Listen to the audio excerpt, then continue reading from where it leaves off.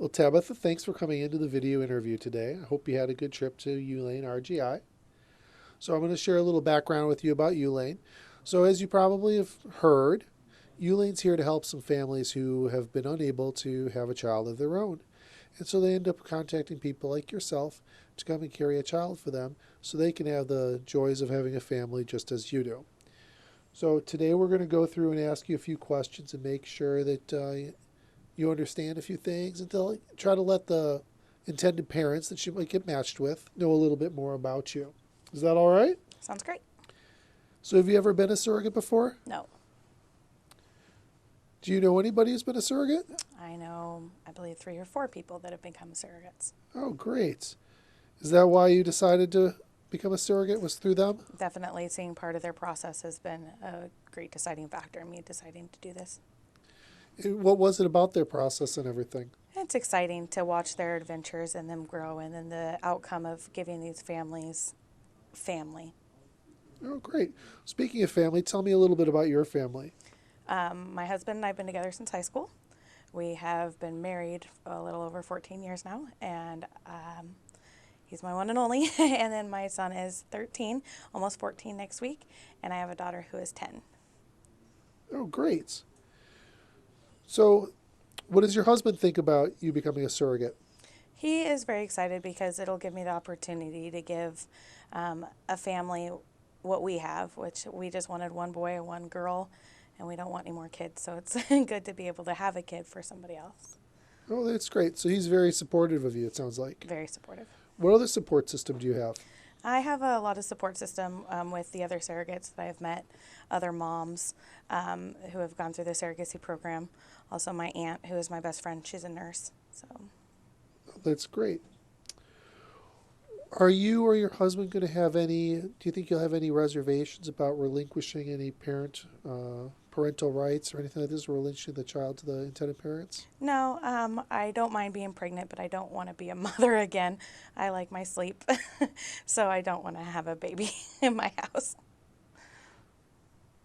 So, obviously, you've had maternal feelings before. Did you have any of these during your pregnancy? It's always a little bit of a bond of something that's growing inside of you, making sure that it's healthy, and but not necessarily their mother.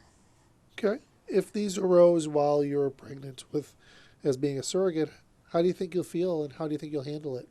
Just knowing from the get-go that this is going to be a baby that is not mine, that it's going to be going to the intended parents, and just reminding myself that I'm giving them this blessing and it's not something that I will have. When you were pregnant before, did you ever have any complications? Not a single one. Well, tell me a little bit about your pregnancy. That's How did part it of go? why I wanted to become a surrogate, because I did have such easy pregnancies. I never had any miscarriages. I've never had any miscarriages or any problems with my pregnancies. So, when you were pregnant, how did you take care of yourself? I took daily prenatal vitamins. I did have to take an iron supplement after my second was born, but taking care of the vitamins every day and drinking a lot of water and eating healthy vegetables and fruits. What did you typically eat when you were pregnant? I crave strawberries for some reason, so it was a good craving to have, and eating a lot of salads and vegetables and chicken. Did you ever have any morning sickness? I had night sickness about 10 o'clock, but if I didn't get an empty stomach, if I ate crackers or something, I could deal with that. Was there any concern or any issues that you might have with making sure you got enough nourishment and everything because of your sickness? No, not at all. Okay. If you did start having a harder time during the day, what do you think you'd do to try to make sure you got the nutrition you needed? Drinking a lot of water is a key one, is making sure that I'm not getting nauseous as much or vomiting, and then just kind of snacking small snacks throughout the day. Great. Well, one of the other things is if you were to become overwhelmed with it or any other issues with pregnancy, how do you feel like you deal with those? Reaching out to my resources, whether it be my husband, he and I talk all the time, so expressing with him, being able to talk with him, or the other surrogates and expressing more of what I'm going through, they would understand best. Great. So during the procedure, it's most likely that more than one embryo will be implanted to increase the likelihood of success. What do you feel about regarding fetal reduction or abortion if the couples wish to have no more than one child? I think that's their judgment. It's their babies, and that's really up to them. So I'm supportive either way, especially if it's, medically necessary, and it's definitely up to them, and it's their call. Would you be willing to carry twins? Yes. As long as it's medically okay and the doctor says I can. Absolutely. Yeah. So when you're going through this, there's going to be a lot of things at the surrogates agency, the IVF doctors, your OB-GYN doctor will ask you to do. Do you normally make sure that you follow their advice and do everything they ask you to do? Yes. Yeah, I've always followed doctor's advice. If necessary, would you travel out of state? Yeah, if need to be. Great. And then after all of your exams or anything that you do with the doctors, would you be able to provide any updates to make sure that everybody, the surrogate staff and the IPs, understand where everything is? Yes, I would be able to communicate, usually through email best. Great. What type of expectations do you have about your relationship with the IP couple or the child after birth? I don't expect anything.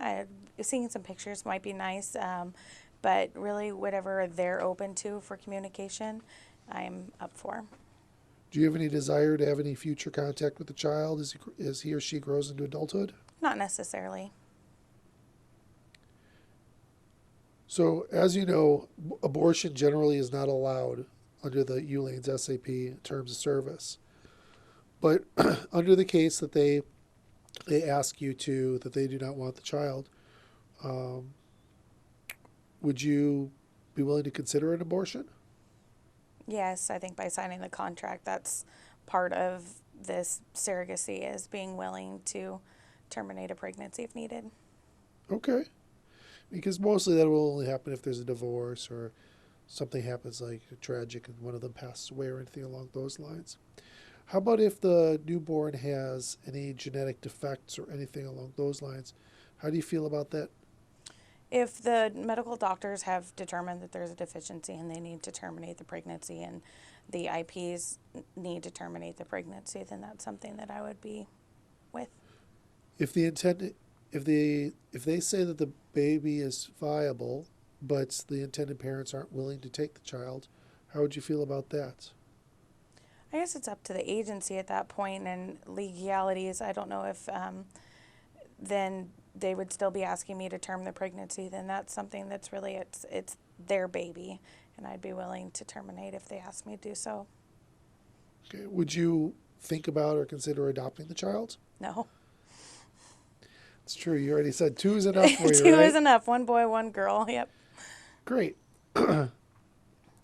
Another service that is requested many times has to do with providing breast milk and breast milk feeding to the newborn baby. Would you be willing to do that? Yes. And are you currently paired with an IP? No. Okay. But you do have a relationship with a former surrogate. Yes, 2. All right. And how's your relationship with them? They're great. Mostly we talk over Facebook Messenger or text messages, but I've been able to ask them any questions along the way.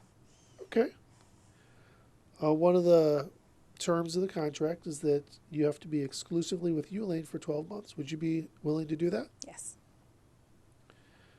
In the event that there's a failed embryo transfer, are you willing to start the next again on the next embryo cycle or the one after that? Yes. How about if it's the same intended parents or new ones? Does it matter? No. So sometimes your OB-GYN or other doctors won't necessarily provide you with too much information. Are you willing to ask them for information so you can forward that on to ULANE and email everything back so the intended parents can see it? Yes, absolutely. I'd be happy to provide as much information as I can. Great. So these next ones are going to have to do with the reimbursement and compensation and things along those lines. So ULANE and the surrogacy agency provide for one reimbursement of a surrogate expenses per month, one time. And to do that, you have to have all the paperwork properly completed by the 30th of the month. If that's happened, then you'll be paid in the next month. Do you feel comfortable with this payment of expenses program? Yes. And you feel okay and comfortable submitting it to them in the ways they've described to you? Yes. One of the things, if you end up missing work with bed rest or whatever else it is, do you feel like you could obtain any information or proof of that you weren't there and that you missed the work and weren't paid, obviously, because you weren't there? Yes. I've already spoken with my supervisor, and she is on board for anything that needs to occur. Great.